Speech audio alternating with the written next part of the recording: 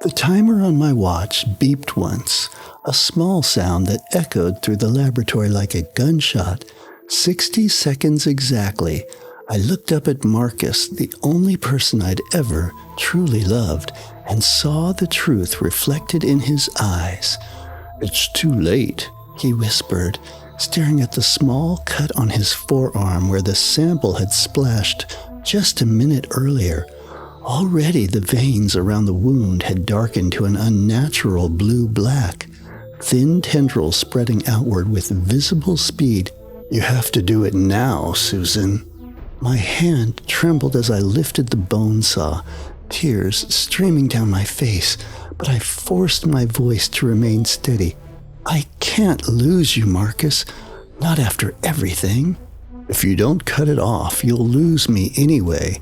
His eyes, those gentle eyes that had looked at me with such tenderness across crowded laboratories and secret rendezvous, now burned with desperate urgency. "And everyone else, too." The saw roared to life, drowning out my sob as I pressed it against his flesh. 48 hours earlier, we had been the government's most valuable assets. Now we were its most hunted targets. And somewhere, 17 levels beneath the New Mexico desert, what we had created was breaking free. I've always valued precision. My life was measured in exact calculations, predictable reactions, and controlled variables. Working in the subterranean research facility known only as the Depth suited me perfectly. The temperature was always exactly 68 degrees Fahrenheit. The lighting never varied, and the daily schedule was as rigid as the molecular structures I manipulated. For 6 years, I dedicated myself to Project Chimera, a classified bioweapons defense initiative.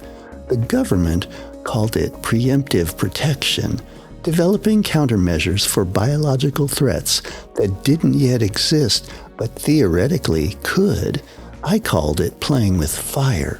I might have continued indefinitely, compartmentalizing my moral qualms behind the wall of scientific curiosity, if not for 2 unexpected developments. The first was Dr. Marcus Williams, transferred to my division 18 months ago. The second was discovering the true purpose of our research. "Looking at those examples again?" Marcus asked, sliding his access card through the reader to enter my lab. It was 2:37 a.m., well after our scheduled shifts had ended, but late-night work sessions had become our cover for something forbidden in the Depth. A relationship. "Something's not right," I said, not looking up from my microscope. "The directive changed. They're asking for enhanced penetration rates, aggressive replication. This isn't defense anymore, Marcus." He moved closer, his body shielding my computer screen from the ever-present security cameras. His voice dropped to a whisper. "I found something in Director Harlow's private server. Project Chimera has a secondary designation now. They're calling it Prometheus." I felt a chill that had nothing to do with the lab's carefully regulated temperature. Bringing fire to humanity? "Or bringing humanity to its knees," Marcus replied.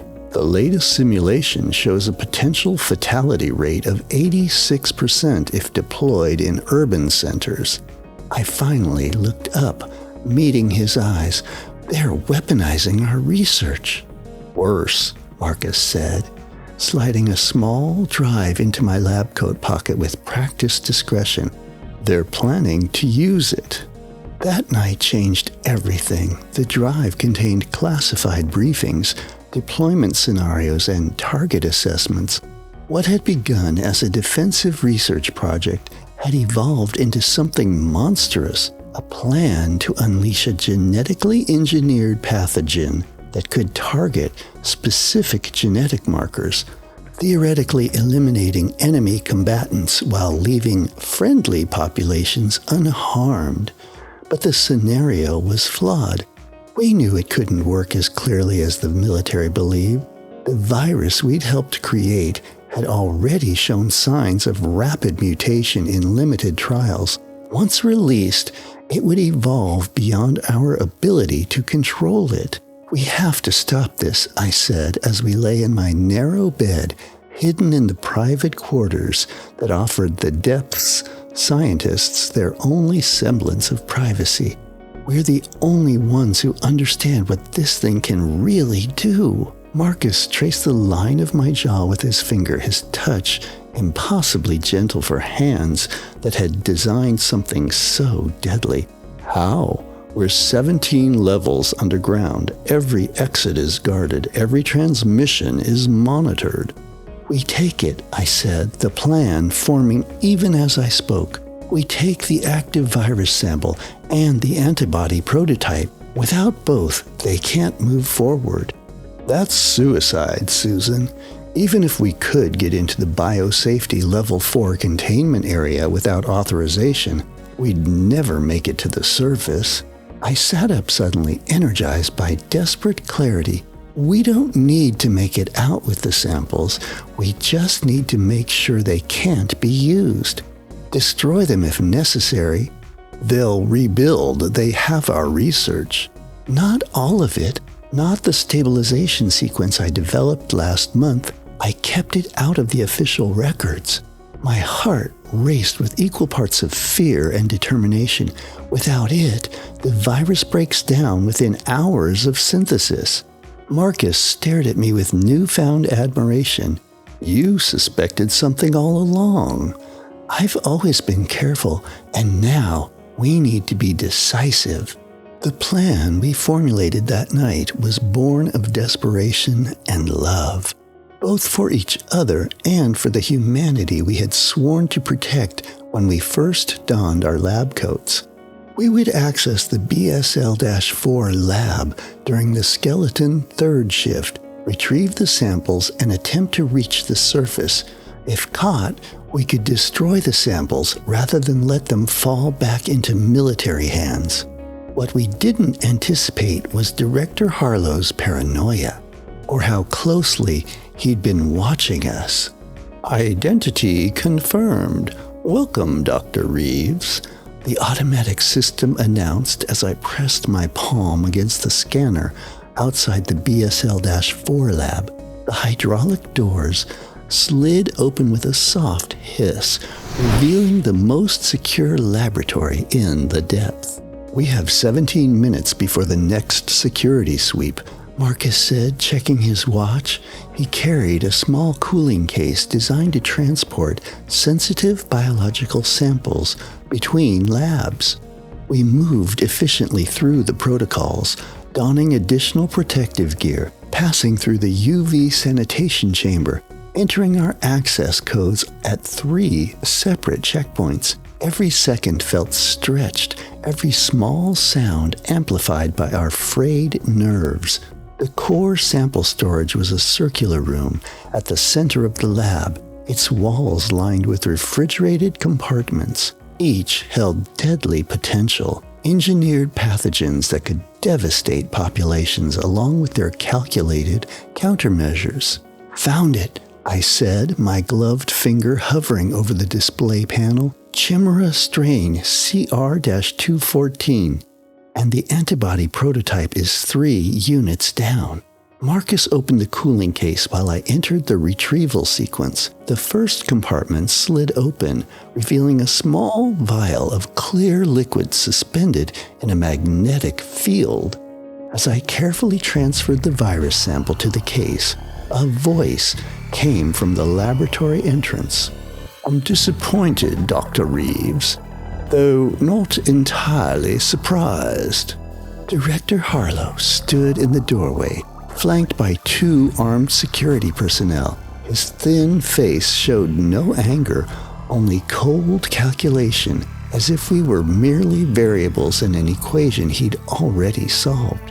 "Director," I said, forcing my voice to remain steady, "we were conducting an emergency viability check. The monitoring system showed temperature fluctuations." "Save it," Harlow said, stepping further into the lab. We've been monitoring your private conversations for weeks. Your encryption algorithms were impressive, Dr. Williams, but not quite good enough. Marcus moved slightly, positioning himself between me and the guards. Then you know why we're doing this. The virus isn't stable. Deploying it would be catastrophic. That assessment is not yours to make. Harlow's voice remained clinical and detached. Project Prometheus has been approved at the highest levels. The potential benefits outweigh the calculated risks. Calculated risks? I couldn't contain my incredulity. You're talking about millions of lives. I'm talking about national security, Harlow countered, about maintaining America's biological deterrent in an increasingly hostile world.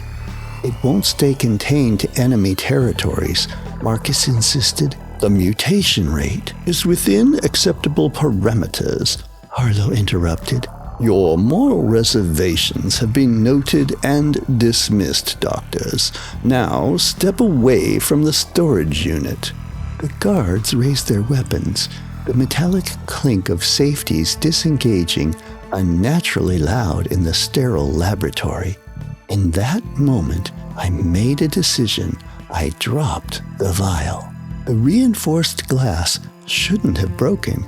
It was designed to withstand far greater impacts, but I had secretly replaced it earlier with a standard glass replica, anticipating we might need a distraction. The vial shattered on impact, its contents splashing across the floor and onto Marcus's forearm, where his protective suit had a small tear, a tear I hadn't noticed. Chaos erupted.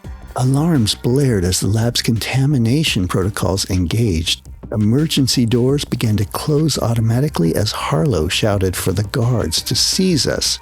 "Run!" Marcus yelled, pushing me toward a secondary exit as he grabbed the antibody vial from its compartment. He slammed his elbow into the emergency containment override, triggering an immediate lockdown of the BSL-4 area. Through the closing door, I saw Harlow and the guards scrambling to reach us, their faces contorted with rage. Then the reinforced barrier sealed with the definitive thunk, temporarily trapping our pursuers inside. "We've got minutes at most before they override the lockdown," Marcus said as we raced through the depths' sterile corridors. "And the virus." "I know," I said, trying not to look at the darkening veins on his arm. "We need to get to my lab. I have supplies there." We ran through the labyrinthian facility, alarm bells echoing through every corridor. Emergency containment protocols meant most doors were sealed, but my high-level access still worked for now. When we reached my laboratory, Marcus collapsed into a chair, his breathing labored. The blackened veins had spread halfway to his elbow, and his skin had taken on a grayish pallor. "How long?" he asked, watching as I frantically gathered supplies. The animal trials showed symptoms progressing within minutes, full cellular transformation within an hour, I said, my scientific mind taking over despite my terror. "But there's the antibody. If I can synthesize enough—" "Susan," Marcus interrupted, his voice gentle despite his obvious pain. "We both know the antibody is only effective if administered before symptoms appear."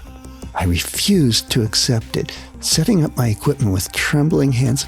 "I can modify it, increase the potency. I just need time." "Time is exactly what we don't have," he said, nodding toward his watch. "It's been 53 seconds since exposure." The implication hit me like a physical blow. The laboratory trials had shown that amputation within 60 seconds of exposure could prevent the spread of the virus to the central nervous system. After that, it was too late. I stared at the bone saw I'd retrieved from the emergency medical kit, then back at Marcus's increasingly discolored arm. That's when his watch beeped. 60 seconds. "It's too late," he whispered. "You have to do it now, Susan." My hand trembled as I lifted the saw. "I can't lose you, Marcus. Not after everything. If you don't cut it off, you'll lose me anyway." His eyes burned with desperate urgency, and everyone else, too. The saw roared to life, drowning out my sob as I pressed it against his flesh. Blood sprayed across my lab coat as I cut through his skin, muscle, and finally bone. Marcus's screams echoed through the lab, but he didn't pull away. He understood the stakes better than anyone. When I was done, I cauterized the wound with a laboratory burner, then injected Marcus with the strongest painkillers I had available. His face was ashen, his remaining hand clutching the antibody viral we'd stolen. "Did we make it in time?" he gasped through gritted teeth. I checked his eyes, his pulse, the color of the veins in his neck. "I think so, but we need to move. They'll override the containment protocols soon." "Wait," Marcus said, his voice stronger than I expected. The guard in the BSL-4 lab, he was exposed too. The realization hit me like ice water.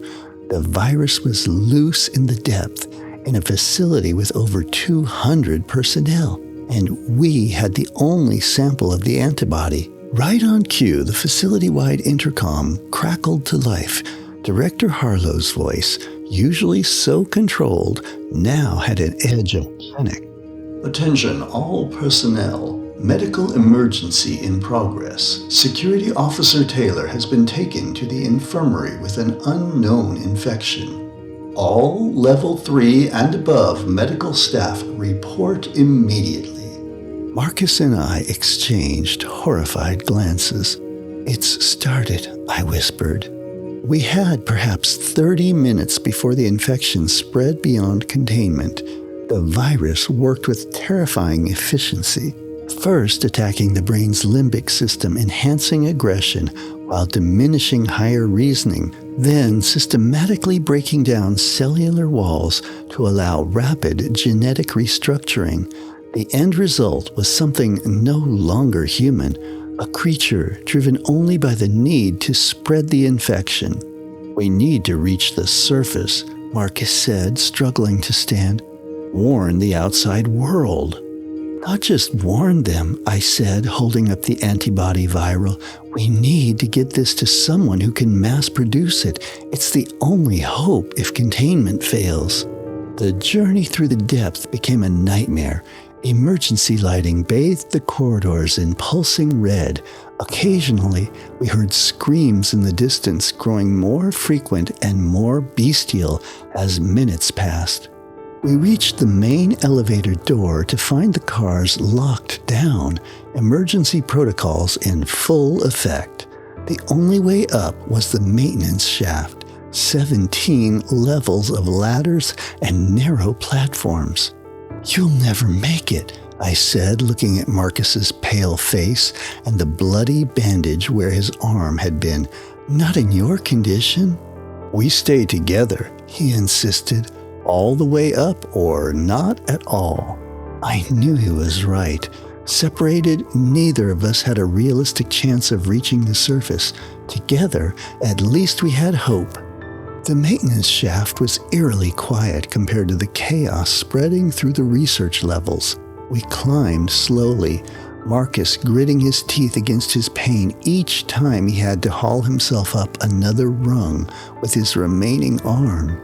We had ascended perhaps 5 levels when we heard something below us, the clang of the access door opening, followed by inhuman growls and the sounds of claws on metal.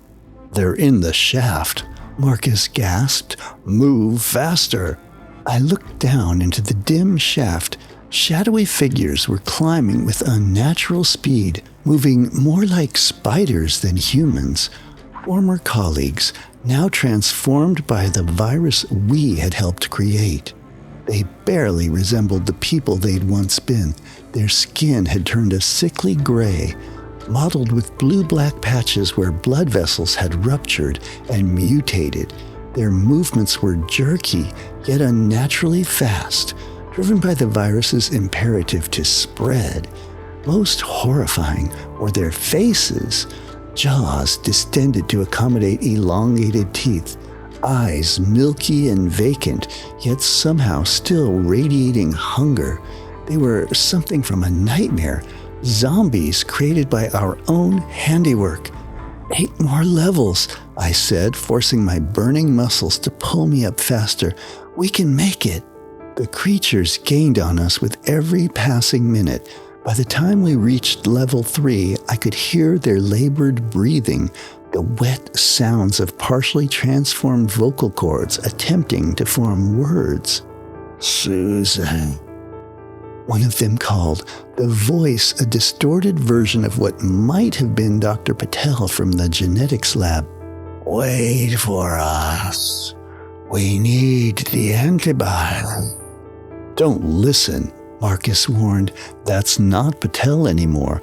The virus mimics speech patterns to lure victims. 2 more levels. Our pursuers were close enough now that I could smell them. A sickly, sweet odor of chemical changes and putrefaction. My arms felt like lead. My lungs were burning with each breath in the confined space. When we finally reached the surface access door, Marcus was barely conscious, having pushed his mutilated body far beyond its limits. I punched in the emergency override code with trembling fingers, praying it hadn't been changed in the chaos. The door hissed open, revealing the night sky above a desert landscape. We stumbled out onto the sand as the first of our pursuers reached the top of the shaft. A creature that had once been Security Officer Taylor, his skin now mottled with blue-black patches, eyes clouded with a milky film, teeth elongated into jagged points. I slammed my hand onto the external emergency control panel. Depth containment, Protocol Alpha, authorization Reeves, Suvin, 7 Echo 9. The heavy titanium door began to slide closed as Taylor lunged toward us. His mutated hand caught in the gap, bones cracking as the door crushed it. Instead of reacting in pain, he pushed harder, his distorted face pressed against the narrowing opening. Marcus, summoning his last reserves of strength, kicked the creature's face with savage force. The impact dislodged it just enough for the door to complete its seal, locking the horror beneath us, at least temporarily. We collapsed onto the sand, gasping for breath, the cool night air a shocking contrast to the recycled atmosphere of the depth. In the distance, I could see the lights of the surface facility, a small collection of buildings that served as the public face of what the government called advanced agricultural research. We made it, he whispered, reaching for Marcus's hand. He didn't respond. Marcus? Panic surged through me as I turned to look at him. His eyes were closed, his chest barely moving. The bandage where I had amputated his arm was soaked through with blood, and his skin had taken on a bluish tinge. No, no, no, chanted frantically, checking his pulse. It was there, but weak and irregular. He was in shock, having lost too much blood during our desperate climb. I looked toward the facility, where I could see vehicles and personnel beginning to mobilize, undoubtedly alerted to the containment breach. Soon, they would be swarming the area, looking for us and the precious antibody we carried. I retrieved a small device from my pocket, a satellite phone I had stolen from the emergency equipment storage. It would take time for the military to trace and block the signal. Time I could use to transmit the antibody formula to multiple outside sources. As I dialed, I heard the sounds of approaching vehicles. Flashlight beams cut through the darkness, sweeping across the desert. Marcus, stay with me, I whispered, waiting for the connection. We're going to make it. Both of us. The call connected and I began speaking rapidly, transmitting the antibody formula to a former colleague I trusted. As I recited the complex molecular sequence, I glimpsed movement in the sealed maintenance door. The reinforced metal began to buckle outward. "They're coming through," I gasped, watching in horror as clawed fingers appeared in the widening gap. The zombified researchers were stronger than I'd anticipated. What had once been my colleagues were now monstrous distortions, mindless vessels driven only by ravenous hunger and the biological imperative to spread infection. Their gray, decaying flesh and lifeless eyes retained nothing of the humans they'd once been. Marcus stirred against me, his eyes opening slightly. "Susan," he murmured, his voice barely audible. "Did we—" Just then, the signal transmission of my phone cut off abruptly, the screen flashing "Signal interrupted." "No!" Frantically redialed, but the phone remained dead in my hand. Military vehicles crested the hill, spotlights blinding me. Behind me, the maintenance door gave way with a deafening screech. A wave of transformed, shambling figures poured onto the desert sand. Yes, I lied to Marcus, tears streaming down my face as I clutched both him and the antibody viral. We balanced the equation. The soldiers were deploying now, guns raised, but their attention split between us and the horde of zombified researchers stumbling from the facility entrance. Shouted orders and the first crack of gunfire filled the air. I closed my eyes, holding Marcus tighter as chaos erupted around us. Had enough of the formula transmitted? Would anyone understand its significance in time? Or would the infection spread beyond this isolated facility, beyond the desert, beyond containment? As the military spotlights illuminated the grotesque faces of our former colleagues, jaws distended unnaturally, milky eyes vacant of humanity, limbs moving with uncoordinated hunger, I realized the terrifying truth. The chemistry balance hung by the thinnest thread, and that thread was fraying rapidly.